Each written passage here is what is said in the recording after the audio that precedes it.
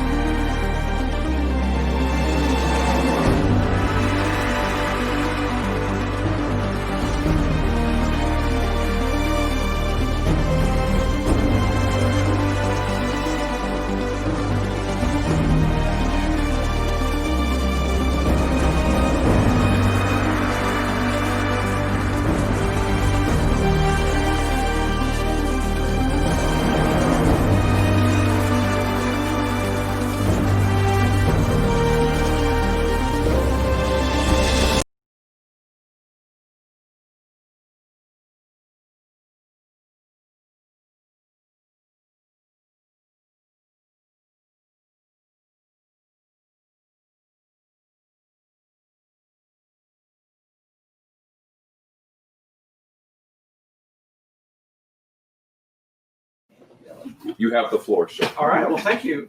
So yeah, I'll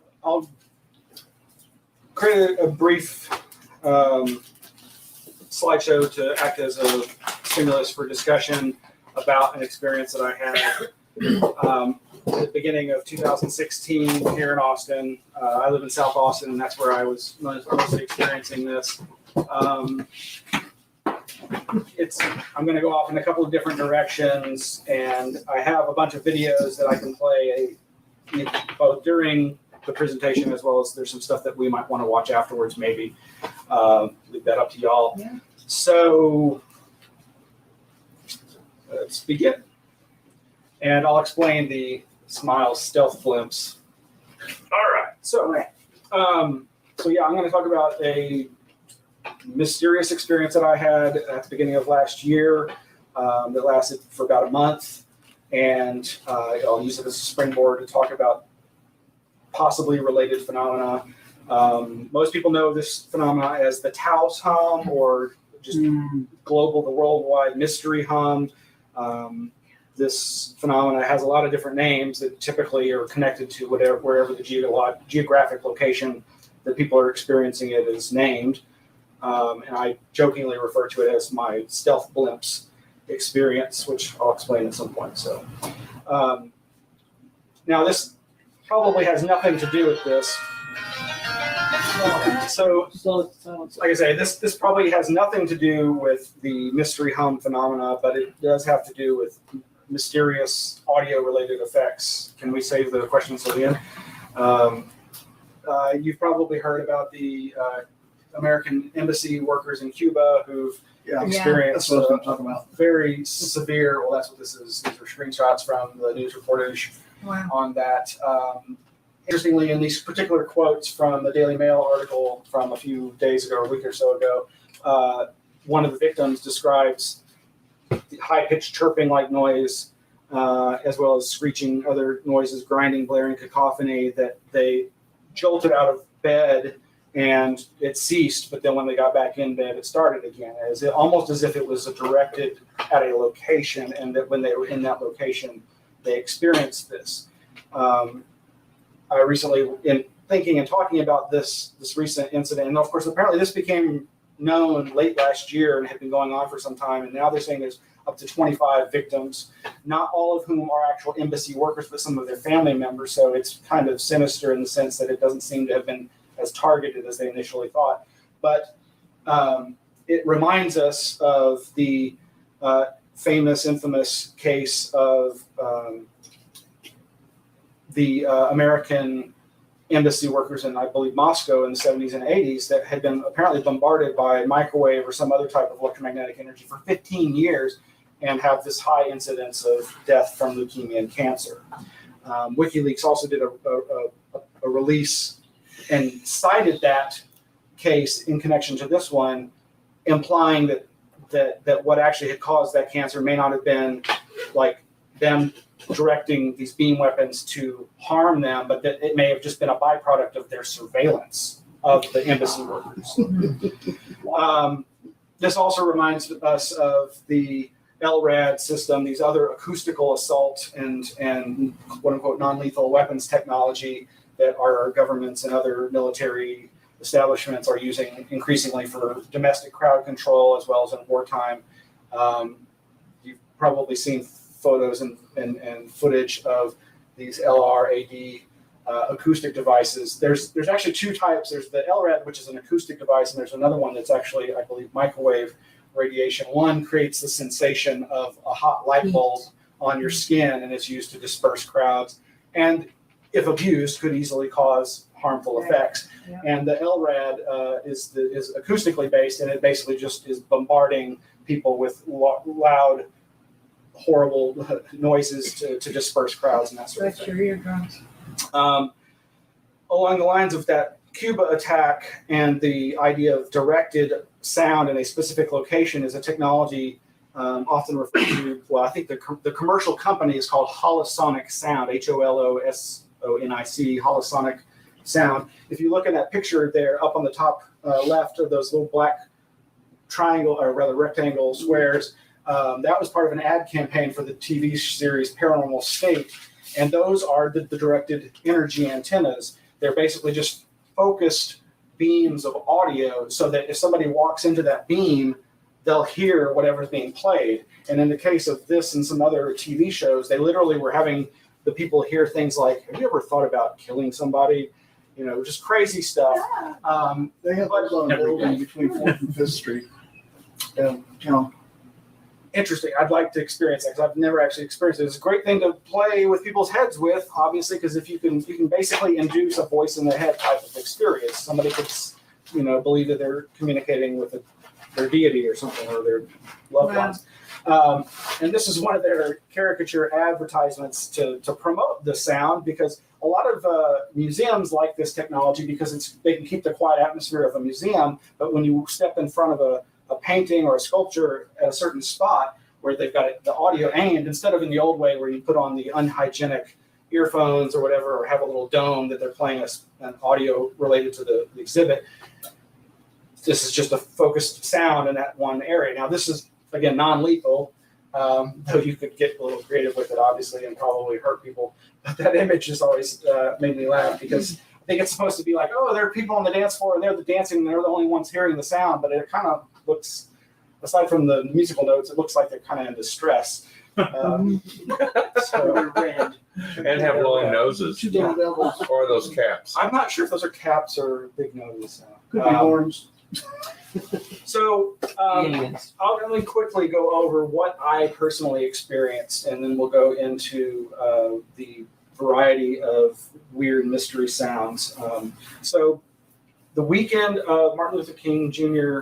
Day, January 16th, 17th of 2016, I don't remember when I first started hearing it, but it was that weekend. It was probably either in the morning or the evening when it was really quiet in the house and I hadn't turned on any music or TV or anything. And I started hearing what I would describe as a low, bassy, droning tone that vaguely reminded me of like when I've been in large corporate buildings, their HVAC, their heating and air conditioning system, but it wasn't just like the blower, the kind of mid-range, high-pitched blowing noise, but a very low sound.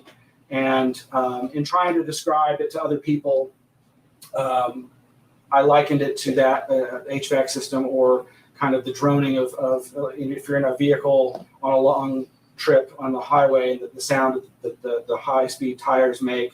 But more what it reminded me of is an airplane sound, specifically not a jet engine, but the turboprop, an actual propeller plane engine sound that you might hear, like if you're in the house and you hear an airplane approaching outside. But in those cases, you hear the Doppler effect. You hear it approaching, and then the pitch changes, and you hear it receding as it goes away. Similarly, blimps have those kind of turboprop engines, and so it was the blimp sound that I kind of kept thinking, because I was not hearing that Doppler effect of it coming and leaving. It seemed like it was just a near constant with just kind of a slight alteration in tone occasionally, but not necessarily like some others have described as an idling diesel truck or a construction equipment, though I did consider that as a possibility. As I paid more and more attention to it, I started trying to pin down where it was coming from. I started going from room to room. I would listen in various parts of the house. I live in a 2-story house. Our living room has big vaulted ceilings, but there was the 2 rooms that I heard it the most in were my bedroom and my office. It was ridiculously loud to my perception in the office. And I didn't really hear it quite as much when I went upstairs to the 2nd floor rooms. And I could actually kind of hear it if it was a quiet enough part of the day, like in the morning or the evening. I thought I could hear it a little bit outside the front door and the back door of the house. And so, this became a situation where I was trying to find the source of it. And I kept kind of wondering, is this some kind of internally generated sound that I'm experiencing? Or is there an outside source? And I was kind of hoping that it was an outside source, that I could find it and stop it. It wasn't particularly annoying, but the longer it went on over days, it became a little more disconcerting. And it was only like during quiet times that I could really hear it. And so like when I would go off to work, I wouldn't hear it at work. And I did think that I might have been hearing it elsewhere. But by that point, I started thinking that perhaps it was sensitizing me to other low bassy sounds that were then becoming similar or reminding me of it. And I think my paranoia was starting to get the best of me. I did a couple of attempts to locate it in the neighborhood, thinking maybe there's some kind of nearby source.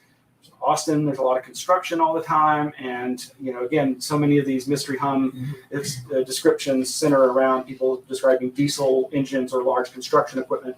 So I tried riding my bike around the neighborhood, but that really was not effective because there's just the normal environmental sounds would drown out anything I might have been hearing.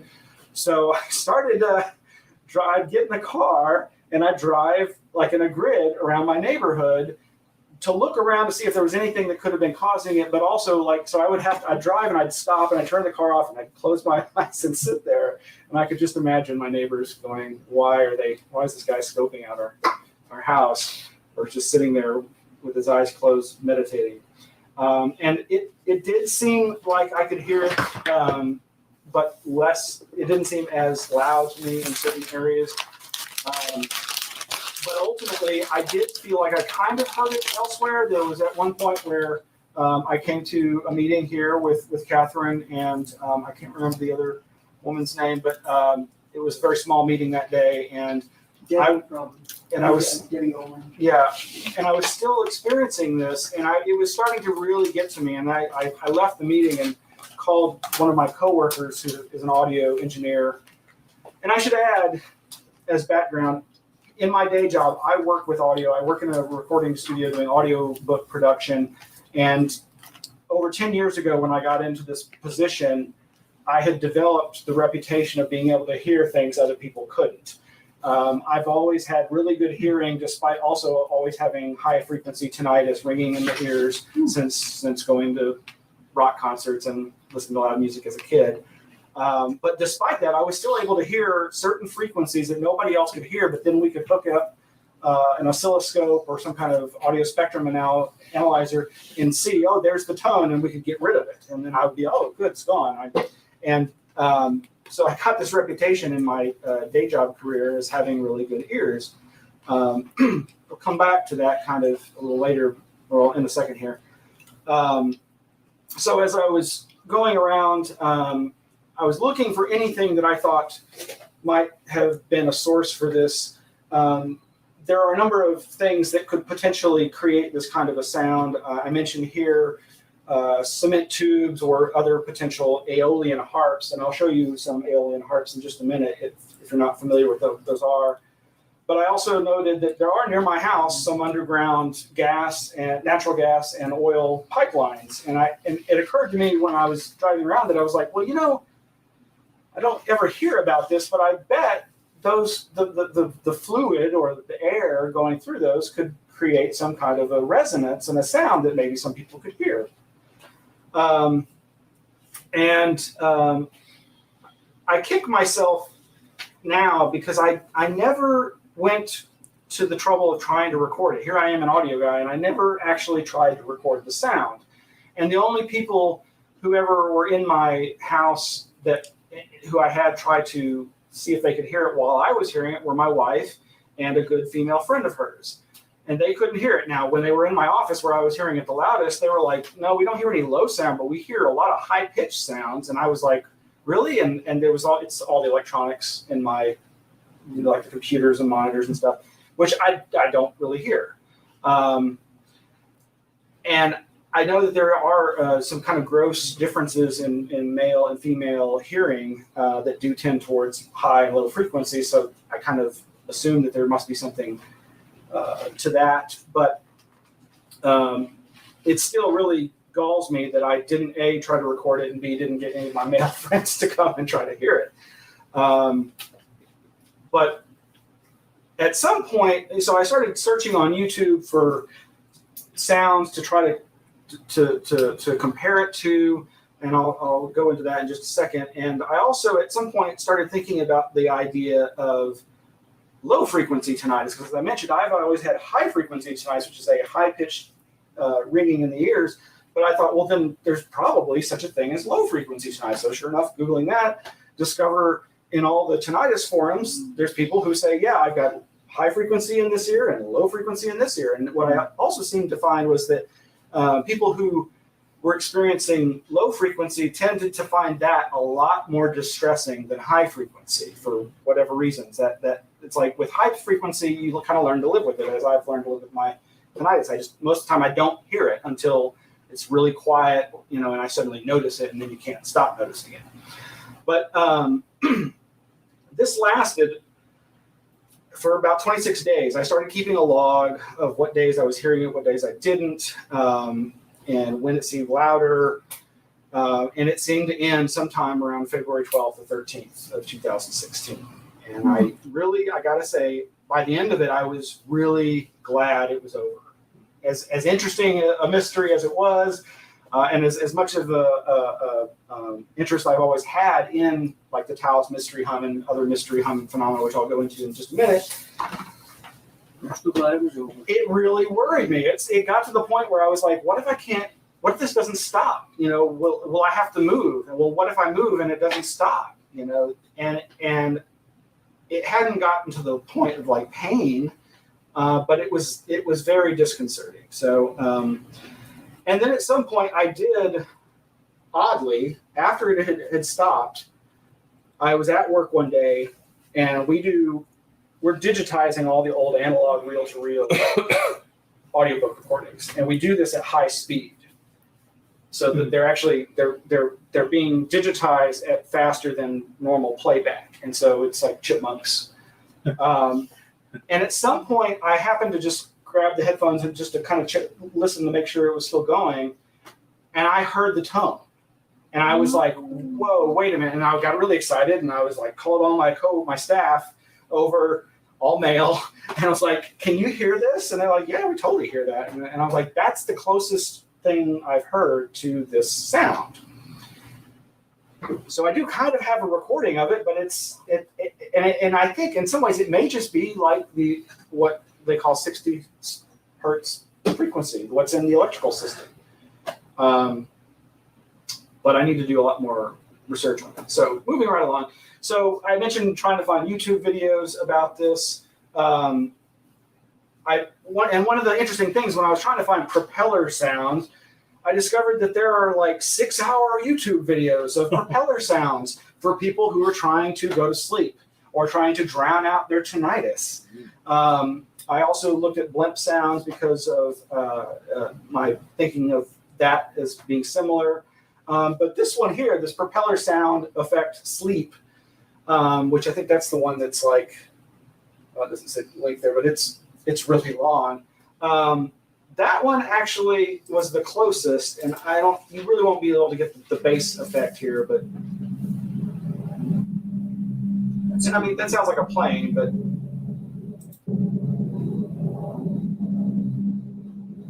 And so there's a little bit of oscillation there, but it's pretty constant. And again, there's no Doppler effect. It's not coming and going.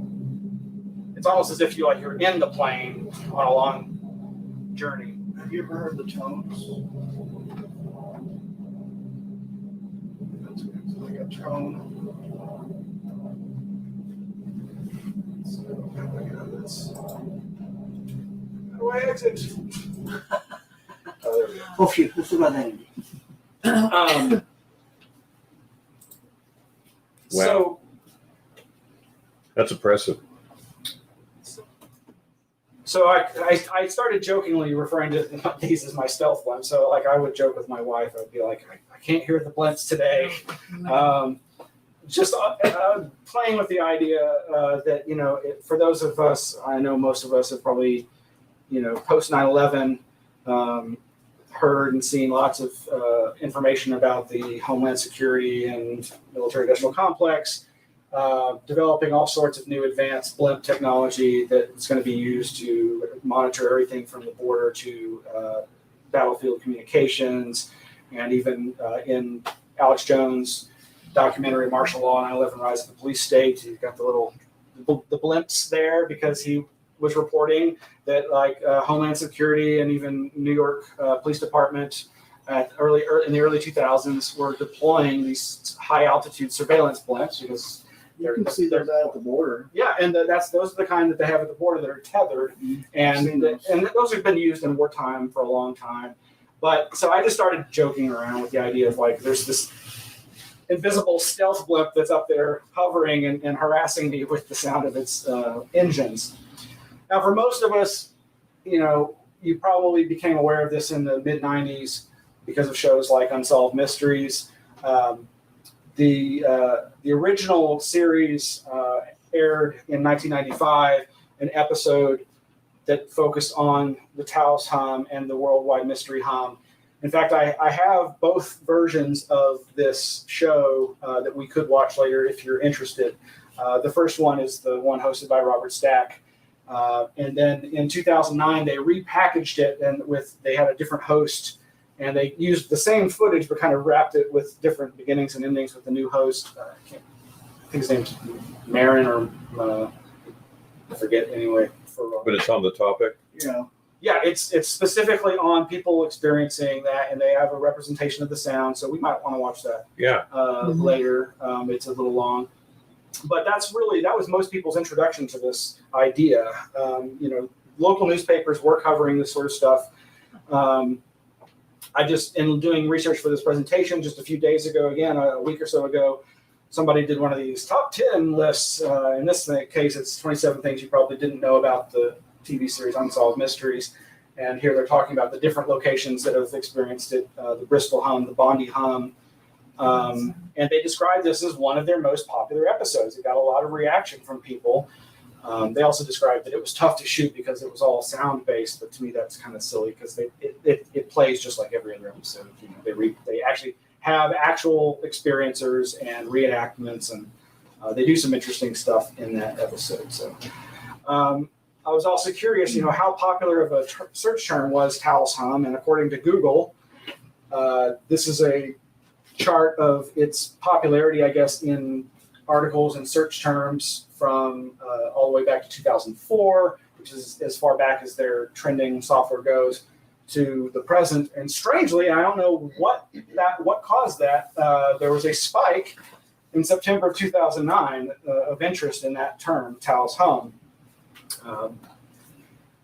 So there's a number, there's so many places around the world that have experienced this.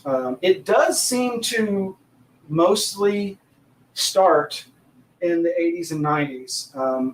most of these incidents seem to center around the early 90s, 1991, 92.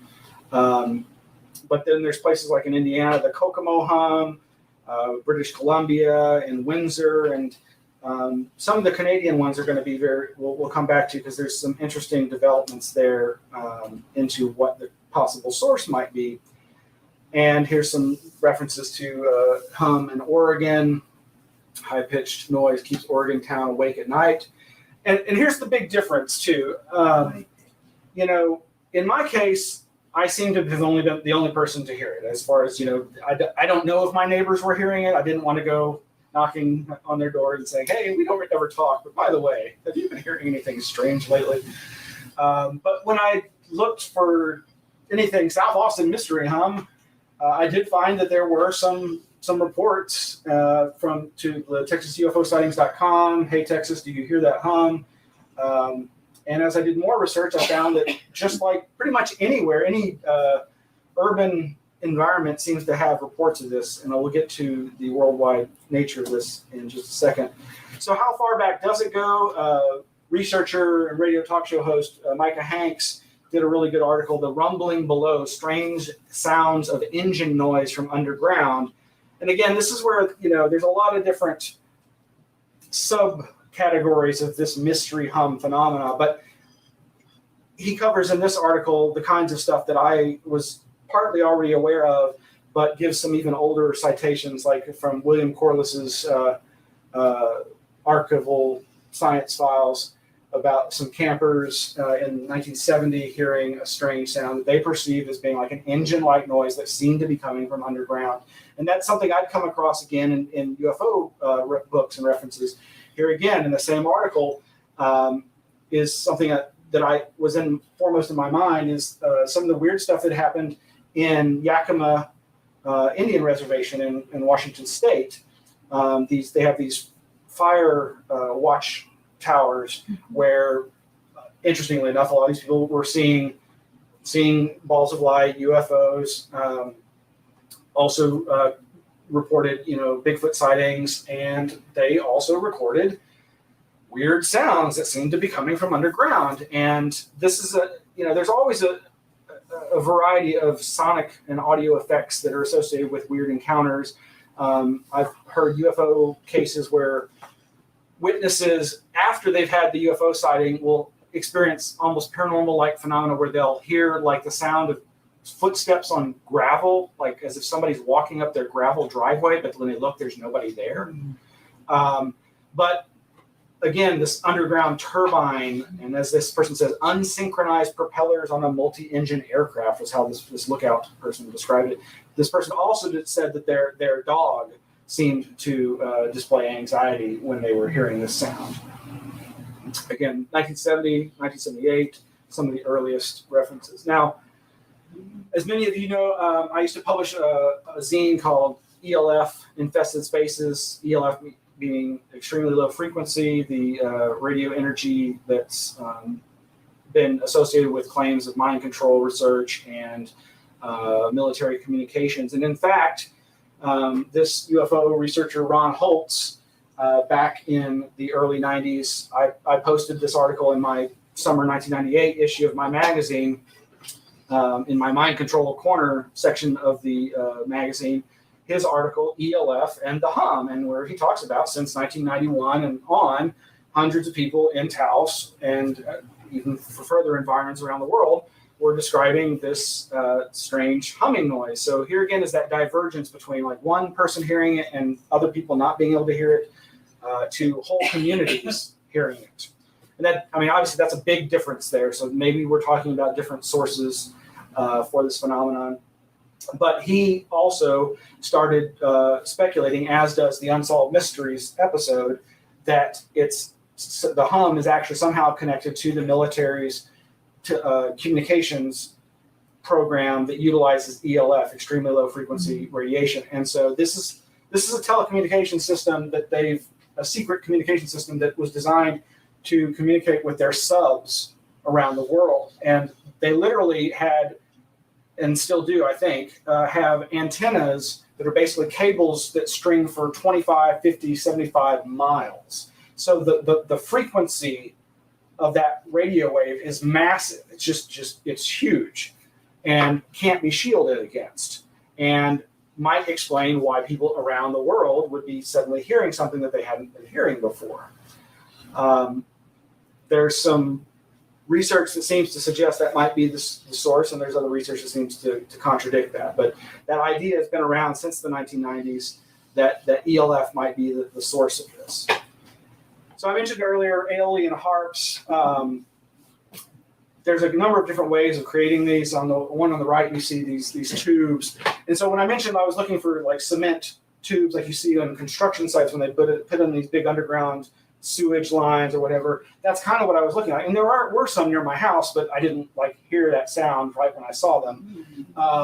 They're often used as like art and sound music installations. As just the wind blows, you get this kind of flute-like effect that creates sounds.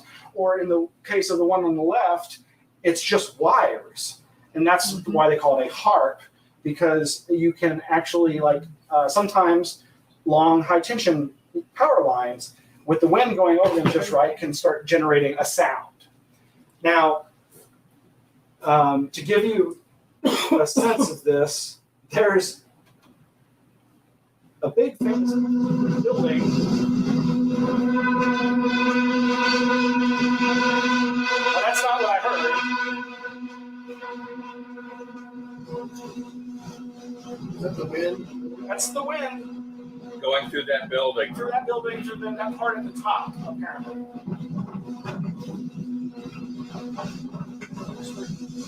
That would be annoying. Yes, the community hates that. And Where is I believe China no, this is in England. It's Really? here, I have it here. Those people living on like there? Yeah, I wonder what it sounds like inside the building. Can they get enough people to rent it? Or it's apparently it's the largest. I think they take that down. I believe the architect has actually publicly apologized. It's the Beetham.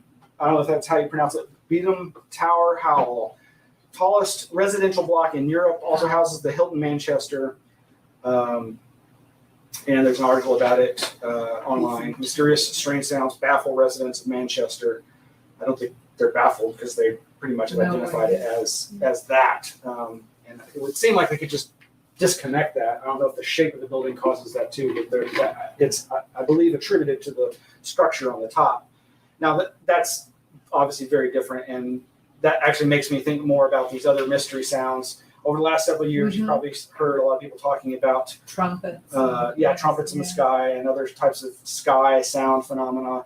There's another video I won't play, but that's a guy that was featured in some European news where he videotaped himself. He's like, oh, there it is again. And he keeps putting the camera out the window. And it's not as obnoxious as that other sound. It's more mysterious. And I think it's legitimate, but I don't have any idea what the source is. Now, there's another one called the Windsor Hum over across the border with our friends in Canada. And they actually commissioned an investigation of the Windsor Hum, and they came to a conclusion, and they held a press conference. Second phase of the study, which used acoustic monitoring, concluded that the Windsor Hum does exist and has characteristics suggesting the source is from Zug Island in River Rouge, Michigan. Pinpointing the source of the disturbance is a complicated task, and the myriad of factors can affect the results of the research. This study, however, is a concrete step in the right direction. Government of Canada has exhausted its own options to pinpoint the precise source of the hum, and the results of the study demonstrate that in order to determine the source of the Windsor Hum precisely, further work must now take place on the U.S. side of the river. We're quite satisfied with the findings that there is a Windsor Hum, and we're very happy that there is scientific and official recognition by the government of Canada and backed up by solid scientific evidence. And so I thank the government of Canada for undertaking that. But there still is a very big challenge. There's a very serious challenge ahead, is that we need to know the exact source. There's a hypothesis, a scientific hypothesis, that is coming from the U.S. steel blast furnace. Many people people have already concluded that just based on the evidence of standing in front of it or being in that vicinity. So it's a shame that it's not backed up by scientific evidence, and that is the actual core of this. We still don't know what the potential health effects are, and that's something that's very disturbing. So, while I applaud the government of Canada and the efforts of my friend Jeff Watson, who's probably been a champion of this file as well, there's still a lot more work to be done. So Zug Island is the alleged source that this scientific inquiry allegedly determined was the source. And so I don't know what a steel blast furnace could do, but I know that these are massive, industrial operations. And again, a lot of the speculation over the years has been, oh, maybe it's some kind of, huge HVAC system, like these kinds where, you literally have turbofans you could drive a truck, through, Right.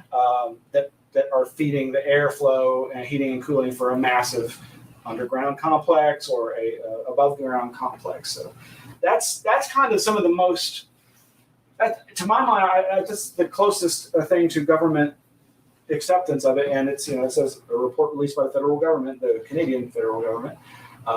They're basically like, it's those Americans, it's their problem. It's up to them now to go further with it. So, but there continues to be obviously a lot of interest in the subject. It's a very popular topic, and in recent years, it's kind of gone in a dark direction. Obviously, people have claimed to suffer at the hands of this mysterious phenomena. A particularly good article that I recommend by a writer named Jared Keller for Mike.com, Mysterious Sound is Driving People Insane and Nobody Knows What's Causing It, goes into a lot of the different speculation and research and efforts to identify the source. And he cites a lot of the same sources that I've been mentioning. But it also goes in a darker direction. And that is the possibility that some people might be driven so far over the edge that they commit acts of violence. And for those of you remembering the Aaron Alexis Navy Yard shooting of a couple of years ago, it was reported, and a lot of the media were very confused by this, but anybody who'd been following this knew what this meant. Allegedly, he had scratched into the metal surface on the shotgun, my ELF weapon, my ELF weapon, and better off this way. Now, this text that I have here is from that same article from Mike.com by Jared Keller, where he mentions a researcher who I've tried to reach out to, but we haven't connected yet, but his name's Steve Kohlhase, or Kohlhase. And he's been researching a similar hum in Connecticut, and he believes that it's connected to natural gas pipelines. Kind of like what I think I must have read this before I thought, when I came across the pipelines in my neighborhood and started thinking about that as a possible source, but maybe I had that thought independently, I'm not sure. But he was so compelled that he actually wrote to the Newtown, Connecticut investigators, because he believes that it was that kind of phenomena that could have led Adam Lanza to commit that act. And interestingly enough, as it says here, while law enforcement officials field a flood of calls from conspiracy theorists and pranksters following any major incident, investigators deemed the information Kohlhase provided, quote, appropriate for inclusion in the 7,000 images, audio files, videos, and documents they released to the public. So there's another interesting case of a governmental organization including reference to theories about the source of Mystery Hum, but in a much more exotic and frightening possible implication. Now, so I had this experience in beginning of February 2016. I didn't really talk about it much publicly. I mentioned it when I was experiencing it here at the meeting with Catherine and to a few friends here and there. And then in the Anomaly Archives newsletter for June 15, 2016, I mentioned it in the article for the newsletter that you see there, where I just kind of offhandedly said, oh, and I had my own experience with this earlier this year. and linked to some of these articles, like the one by Jared Keller that is linking this to the idea of mind control or people who believe that they're being harassed possibly by these kinds of technology. Have you ever heard of any with the high pitched tone? Yeah, I there's in the many different literature of self-professed mind control victims. There's I'll a number of I'll ask like my roommate or whoever's there with you. Do you hear that? And they're like, "Oh, I hear it." So it's like, oh, yeah. I generally mystery hum phenomena tend to be described as low frequency, but I believe that there's been some sufferers who've described it as being higher frequency. So in researching the subject, I discovered that there's this researcher and experiencer, Glenn McPherson. He's a former school teacher. He's not technically a scientist, but he's approaching this from a scientific perspective. And he created the World Hum Map and Database Project, where there are now, I think, over 13,000, maybe it's less than that, but thousands and thousands of cases now that you can submit your report. And so I did that, and I submitted my report. But here is another mainstream news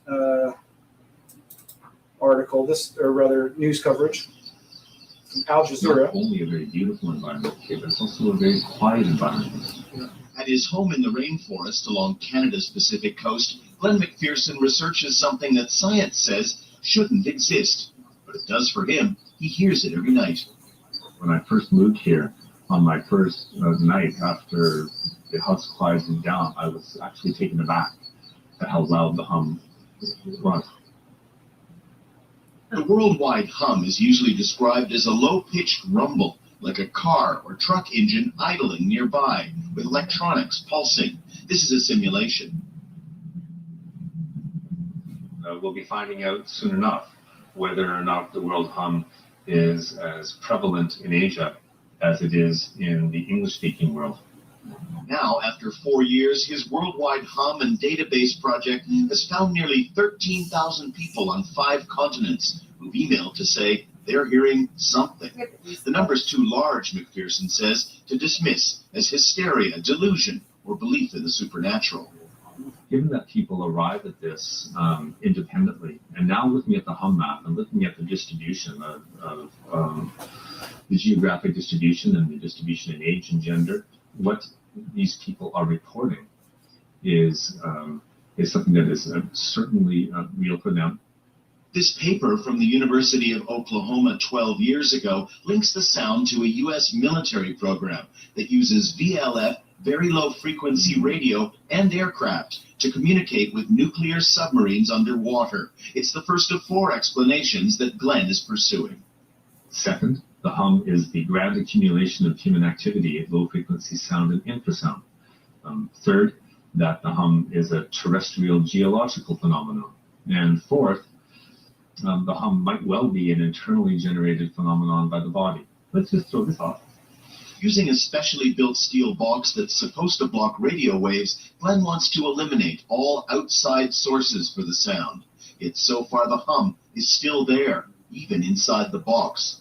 That means new approaches and trying different technology, trying to, as he puts it, give himself and thousands of others around the world the quiet life they deserve. Daniel Lack, Al Jazeera, on Canada's Pacific coast. So is he crawling in that steel box? Yeah, Faraday cage. Basically, it's a Faraday cage, but yeah, it really looks like a flotation tank, isolation tank. So is there a physical vibration? Some people do describe a physical vibration associated with it. In the Unsolved Mysteries episode, some of the experiencers describe the vibration. Also, that early report from 1978 from the fire worker in Yakima, she described a sense of vibration for coming through the floor. So, like I said, I did submit my experience to the database. It was not successful the first time. I had to resubmit it, and it did seem to finally take. I don't have a screenshot of this, but there are plenty of reports in Austin and South Austin, even where I live. But they're they don't all. There doesn't seem to be a grouping in like the same period of time as my experience. And as I said, I didn't really talk about this very publicly, but then come April of last year, my friend and co-host Mac White and I decided to talk about it on our radio show, PsyOp Radio. And the thing is, All right, everybody. This is Smiles Lewis, and I'm going to go ahead and interrupt this recording. You can that lecture is archived at our Anomaly Archives YouTube channel, and we're going to be. I'm going to play the intro video here, and so we've got about 4 minutes before we start with our special guest, Steve Colhays. And I'm really looking forward to talking to him. As I mentioned in that video, I hadn't at that point made contact with Steve, and in the years since I have, and I'm very glad that I did, and I'm very happy to finally get to hear him speak about his experiences directly tonight, as well as our upcoming special screening of Doom Vibrations by director Garrett Harkowick, who is also going to be joining us later. So hold tight, and here we go.